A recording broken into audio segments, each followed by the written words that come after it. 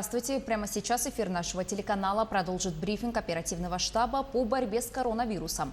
Узнаем о текущей эпидобстановке в регионе на 17 июля. Ольга Владимировна, здравствуйте. Какова сегодня эпидемиологическая ситуация в республике? Добрый день, уважаемые жители Республики Саха-Якутия. Санитарно-эпидемиологическая ситуация в республике остается напряженной. Коронавирус, в общем, сегодня есть у нас практически в каждом районе, за исключением тех районов, которые у нас находятся в арктической зоне. Если брать прошедшие сутки, то необходимо обратить внимание на то, что 55 новых случаев новой коронавирусной инфекции зарегистрировано. Из них 42 случая приходится на столицу нашей республики. 5 случаев у нас возникло и зарегистрировано в Хангаласском улусе. Я хочу отдельно обратить внимание на эту ситуацию. Хангаласский улус, Мегино, Кангаласский и Намский, они достаточно рядом находятся в городе Якутске. И те тенденции по тому, как ведет себя заболевание в городе Якутске, они переходят сегодня и на наши ближайшие районы. И поэтому сегодня уже в Хангаласском улусе регистрируются не завозные случаи, а случаи, связанные с поднятием температуры.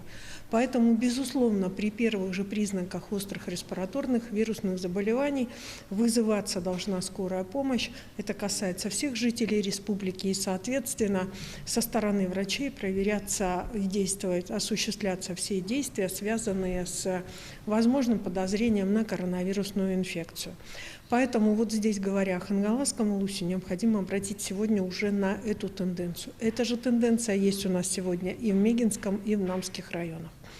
Необходимо обратить внимание, что 4 новых случая у нас дало подтверждение по Тамутскому ПНИ. Он уже касается у нас, так как, в принципе, вирус на настоящий момент заблокирован в полном объеме, однако непосредственно выявляются контактные лица и работников, и постояльцев ПНИ. Сегодня там достаточно усиленно работают наши и медики, и санитарные врачи, и социальные работники.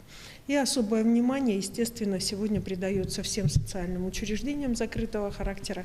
И непосредственно с пятницы я взяла под личный контроль, как заместитель председателя правительства, фиксирование температурного режима и температуру постояльцев этих социальных учреждений.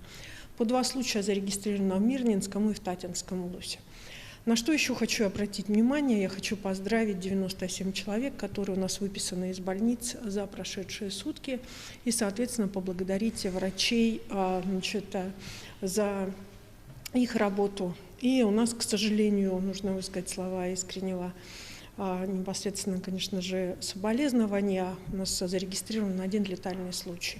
Но необходимо обратить внимание по всем летальным случаям, которые у нас сегодня есть в городе Якутске, в республике Саха-Якутия. Это реально тяжелые случаи. Врачи борются у нас практически за каждую жизнь. В основном это люди старшего поколения с осложнением различного рода заболеваний.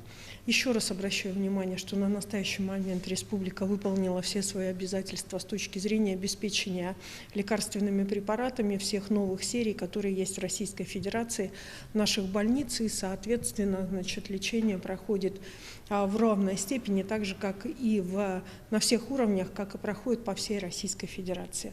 И вчера непосредственно глава Республики Саха-Якутия Айсен Сергеевич Николаев встречался с министром здравоохранения Российской Федерации Мурашко, доложил о сложившейся ситуации, в том числе по коронавирусной инфекции, и были обозначены базовые проблемы, которые выходят в этой отрасли. И, соответственно, определенного рода поддержку на проработку получила и наше предложение о строительстве инфекционного отделения в городе Якутске.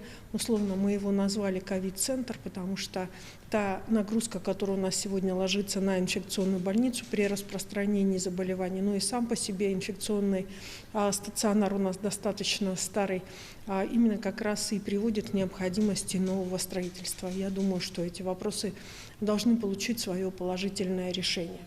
Сегодня я бы хотела обратить внимание граждан на возникающие вопросы, связанные с получением неких справок медицинских при выездах, сдачи анализов при выездах. Еще раз обращаю внимание всех. Сегодня по Российской Федерации непосредственно требуется только одна справка при передвижении в санаторно-курортные зоны. Справка об отсутствии или о наличии вообще эпидемиологического окружения человека по месту его проживания. Такая справка берется у участковых врачей. А справки о сдаче анализов не требуются при выезде и при посещении санаториев или иных каких-то мест отдыха в Российской Федерации. Такова ситуация на сегодня. Спасибо большое. Это был брифинг оперативного штаба по борьбе с коронавирусом с информацией на 17 июля. Не переключайтесь.